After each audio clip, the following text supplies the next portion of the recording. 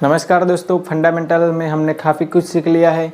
इसके आगे लेक्चर में हमने जो सैंपल कलेक्शन था, ब्लड सैंपल, स्पूटम सैंपल, वो सारे सैंपल जो हमने देख लिए, वो लिंक नीचे डिस्क्रिप्शन में आप देख सकते हैं। आज हम जो पढ़ने वाले हैं वो है ओरल हाइजीन, उससे जो प्रिवेंट डिजीज़ होते हैं उसके बारे में हम चर्चा करने वाले हैं।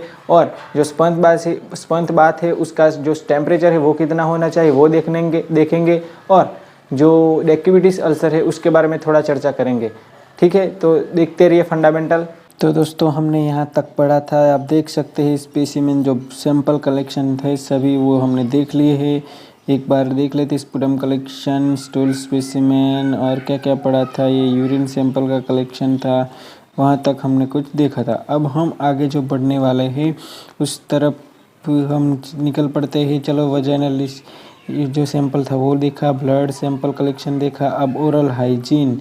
तो दोस्तों, यहाँ पे मैं ओरल हाइजीन आपको सिखाने जा रहा हूँ। ओरल हाइजीन करना बहुत ही ज़रूरी है। किसके लिए?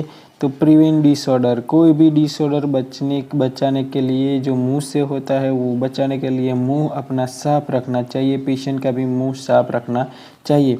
तो प्रिवेंट डिसऑर्डर के लिए ओरल हाइजीन बहुत ही ज़रूरत है। लोकल इन्फेक्शन कौन कौन से हो सकते हैं वो हम उसके बारे में बात कर लेते हैं पहले। तो जो लोकल इन्फेक्शन है, हेलिटोसिस मतलब क्या होता है तो आप लिखते रखना।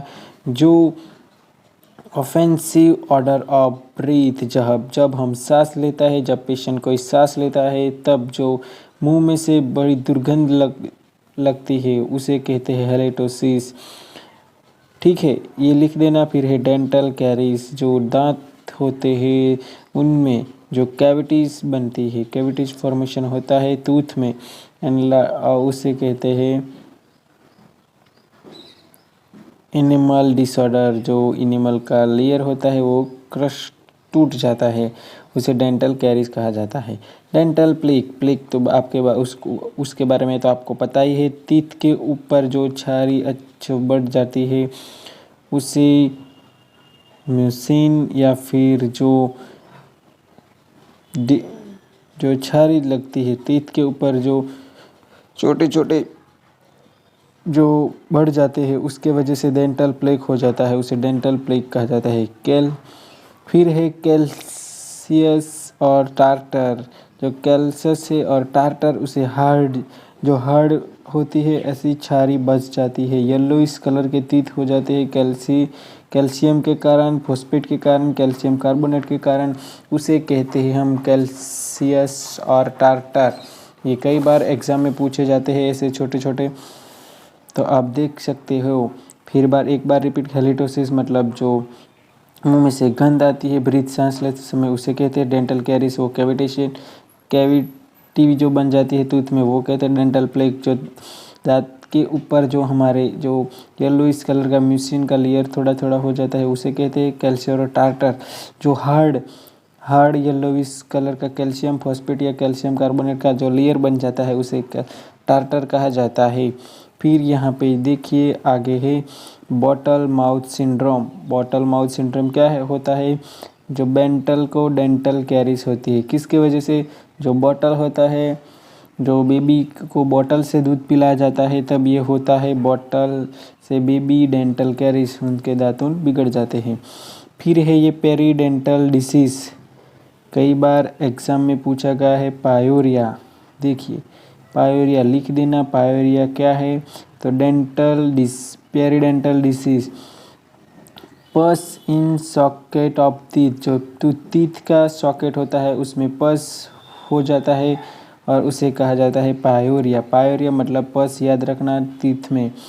रूट एब्सेस, जो पस इन रूट, जो दांत का रूट होता है, जो मूल होता है उसमें ही एब्सेस या पस हो जाता है, उसे रूट एब्सेस कहा जाता है। सॉर्डिस क्या है? तो ब्राउन टीथ, ब्राउन कलर के टीथ हो जाते हैं, उसे सॉर्डिस कहा जाता है। चिलियोसिस, कई बार एग्जाम में, लास्ट एग्जाम में भी ये पूछा गया था। चिलियोसिस क्या है? तो जो अल्सर होते हैं, अल्सर ऑन लिप्स, जो लिप्स में जो हमारे होंठ होते हैं उसके ऊपर अल्सर होते हैं, उसे कहते हैं चिलियोसिस। फिर है ब्लीडिंग गम। ब्लीडिंग गम तो आपको पता ही है, विटामिन सी की डेफिशिएंसी में ऐसा होता है, प्रेगनेंसी के दरमियान ऐसा होता है, और जो हार्ड ब्रश करते हैं, जो दबा दबा के ब्रश करते हैं, उनको भी ब्लीडिंग गम, जो गम होता है उसमें से हम ब्लीडिंग होता है। फिर है थोड़े थोड़े टर्मिनोलॉजीज। ग्लोसाइटिस। ग्लोसाइटिस मीन्स क्या है, जो टंग है, हमारी जीभ है, उसमें इन्फ्लामेशन आता है। फिर जिंजिवाइटिस। आइटिस आता है इन्फ्लामेशन ऑफ गम्स, तो जिंजिवाइटिस। स्टोमाटाइटिस, स्टूडेंट बहुत ही गलती कर देते हैं इसमें, बहुत ही मिस्टेक कर। स्टोमाटाइटिस मतलब इन्फ्लामेशन ऑफ द स्टमक लिख देते हैं, लेकिन ये नहीं है। स्टोमाटाइटिस मतलब जो माउथ के अंदर म्यूकस मेम्ब्रेन है, म्यूकस मेम्ब्रेन माउथ का, उसमें इन्फ्लामेशन होता है। माउथ स्टोमाटाइटिस मतलब जो हमारा म्यूकस होता है माउथ का, उसमें मुंह के अंदर इन्फ्लामेशन होता है, म्यूकस मेम्ब्रेन में स्टोमाटाइटिस कहा जाता है। कैंक्रम ओरिस, जो गैंग्रियोस स्टोमाटाइटिस हो जाता है उसे कैंक्रम ओरिस कहते हैं, जो गैंग्रियोनस स्टोमाटाइटिस। ठीक है।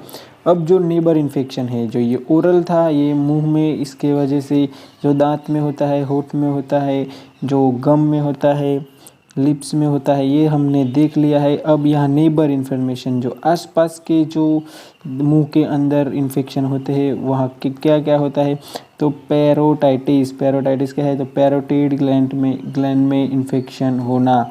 ओटाइटिस मीडिया, ये तो आपको सभी को पता है, मिडल ईयर में इन्फेक्शन होना, उसे कहा जाता है ओटाइटिस मीडिया।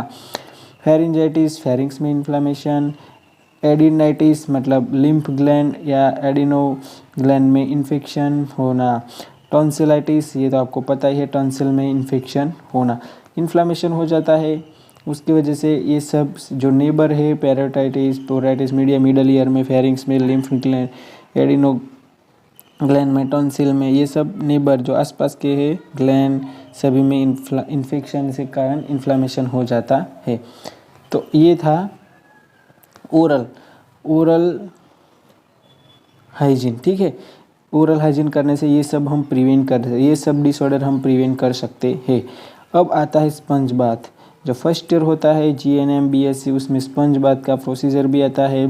तो स्पंज बाथ क्यों करना चाहिए, एक तो हाइजीन के लिए, जो बेड ऑर्डर लग रही है, जो दुर्गंध लग रही है पेशेंट में से, वो प्रिवेंट बेड शोर। बेड शोर क्या है वो आपको पता ही है, जो छाले पड़ जाते हैं, एक ही बेड रिडन होने की वजह से जो छाले पड़ जाते हैं वो ना पड़े, इसलिए हम स्पंज बाथ करवाते हैं।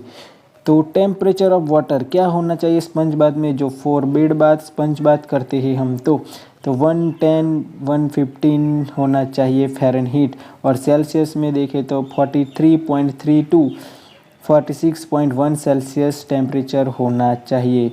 और इसे क्या कहा जाता है, लोशन थर्मोमीटर, जो वाटर का टेम्परेचर बताता है, उस थर्मोमीटर को कहते हैं लोशन थर्मोमीटर। याद रखना, कई बार एग्जाम में पूछा गया है। लोशन थर्मोमीटर मतलब क्या, जो पानी का टेम्परेचर मापने वाला थर्मोमीटर होता है उसे लोशन थर्मोमीटर कहा जाता है। टब और बाथरूम में बात करना हो, पेशेंट करवाना हो, तो उसका टेम्परेचर 19 से 100 फ़ारेनहीट या 32.2 से 37.8 तक सेल्सियस डिग्री तापमान होना चाहिए पानी का। और टैपिड स्पंज बाथ है, जो नल से पानी आता है, उसका टेम्परेचर 85 to 100 फ़ारेनहीट पानी गर्म होना चाहिए। ठीक है दोस्तों, तो ये था स्पंज बाथ का टेम्परेचर। और स्पंज बाथ क्यों करते हैं, तो गंध के लिए, जो ना आए इसलिए, हाइजीन के लिए, और बेड शोर अटकाने के लिए। अब बेड शोर क्या है, तो बेड शोर प्रेशर शोर कहा जाता है, बेड शोर कहा जाता है। और सबसे जो हमारा प्रोफेशनल नेम है, हम जो पढ़ते हैं उसका नाम है डेक्यूबिटिस अल्सर। डेक्यूबिटिस अल्सर मतलब क्या, जो पेशेंट बेड रिडन रहता है, जो पेशेंट सोए ही रहता है, जो पलंग होता है उसमें ही रहता है, तो उसे ये शोर, बेड शोर हो जाता है या छाले पड़ जाते हैं, उसे बेड शोर या डेक्यूबिटिस अल्सर कहा जाता है। तो कहाँ कहाँ होता है, जो बोन के प्रोमिनेंट पार्ट है वहाँ होता है, थिन स्किन होती है वहाँ पे होता है, ऑक्सीपुट के पार्ट पे होता है, स्कैपुला में होता है, सेक्रम रीजन पे होता है, एल्बो पे होता है, और जो हिप है वहाँ पे होता है। ठीक है। तो यहाँ पे हम जो पेशेंट किस तरीके से सोता है वो बहुत मायने रखता है। तो यहाँ पे देखिए जो साइड लाइन पोजीशन है, पेशेंट साइड लाइन पे सो गया है, किसी एक तरफ सो के लेफ्ट लेटरल या राइट लेटरल में सो गया है, तो कहाँ कहाँ अल्सर हो सकते हैं। यहाँ साइड लाइन पोजीशन लिखा है दोनों तरफ के, तो जिस साइड लाइन में हो जाए तो ईयर्स कान पे हो सकता है। जो एक्रोमियन प्रोसेस ऑफ शोल्डर होता है, शोल्डर का जो ये प्रोसेस होता है एक्रोमियन प्रोसेस, वहाँ पे हो सकता है।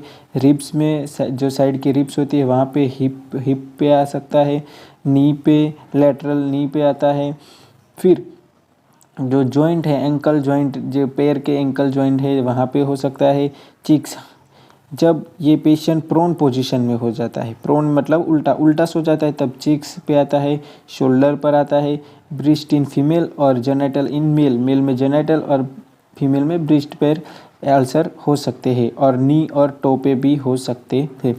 ये देखिए आप, ये जो प्रेशर सोर है आप खुद जब बेड पर सो जाओगे किस तरह के सो जाओगे वो आपको पता ही है। जब जब जो प्रोमिनेंट पार्ट है हमारे, जो थीन स्किन है वहाँ पे अल्सर हो जाते हैं। जब पेशेंट बड़े काफ़ी दिनों से सोया हो तो ऐसा हो जाता है। आप लेफ्ट लेटरल जो साइड लाइन में सो कर देखना, तो ये सब सारे पार्ट आपको टच कर होएंगे बेड को, और जब प्रोन जब उल्टा सो जाएंगे तो ये सारे पार्ट आप फील करेंगे। ठीक है, अब यहाँ पे साइन और सिम्टम्स क्या होता है। अर्ली स्टेज जब शुरुआत में दिखने वाले क्या होता है, तो पहले तो रेडनेस हो जाता है, वो तो आपको सभी को पता है। फिर टेंडरनेस हो जाता है, बाद में डिस्कम्फर्ट, पेशेंट को डिस्कम्फर्ट होने लगता है। फिर कोल्ड साइट हो जाती है, जो जहाँ पर जो अल्सर होने वाला है वो कोल्ड, वो ठंडा पड़ जाता है। बाद में वहाँ एडिमा हो जाता है और इनसेंसिटिव हो जाता है वो, फिर वहाँ सेंसेशन लॉस हो जाता है। लेटर स्टेज में क्या होता है, ये अर्ली स्टेज ये सब पहले दिखाई दे जाता है, और लेटर स्टेज में क्या हो जाता है तो ये मैं आपको बताने जा रहा हूँ। तो उसमें वहाँ पर ब्लू हो जाता है, कलर ब्लू हो जाता है, पर्पल कलर का हो जाता है, और जो ब्लड सप्लाई हो वो कट हो जाता है, उसी वजह से ब्लू और ब्लैक कलर का वो पार्ट हो जाता है। ठीक है, अब यहाँ पे स्टेज दिए गए हैं, किन किन स्टेज, तो 4 स्टेज है यहाँ पे। फर्स्ट स्टेज में क्या दिखता है, तो मैंने आपको बताया कि रेडनेस, वहाँ पे वार्म टू टच, हम टच करेंगे तो वहाँ गर्म फील होगा, क्योंकि वहाँ पे जो शोर है वहाँ पे बहुत ब्लड सप्लाई थोड़ा बढ़ जाएगा, क्योंकि वहाँ पे अल्सर होने वाला है इसलिए। फिर बाद में क्या होता है, पेनफुल शोर होता है, बाद में ब्लिस्टर हो जाता है, पानी भर जाता है, और डिसकलरेशन ऑफ स्किन, बाद में स्किन का कलर बदलने लगता है। थर्ड स्टेज में क्या होता है, जो टिश्यू हो वो डैमेज हो सकती है, जो स्किन है उसमें भी डैमेज हो सकता है, और जो सीवियर स्टेज है सीवियर डैमेज हो जाता है। फोर्थ स्टेज में वो क्या कहते हैं, उसमें बोन तक आ जाता है, मसल्स और जॉइंट तक भी आ जाता है, इतना बड़ा भी अल्सर हो जाता है। अब जब हम ध्यान ना दें तो। ठीक है, यहाँ से जो वाइटल साइन है वहाँ से आप आगे बाद में पढ़ेंगे दोस्तों। तो वाइटल साइन से हम यहाँ पे रखते हैं, उसे कार्डिनल साइन भी कहा जाता है। यहाँ से आगे हम आगे बढ़ेंगे दूसरे लेक्चर में, यहाँ बस इतना ही रखते हैं। Thank you.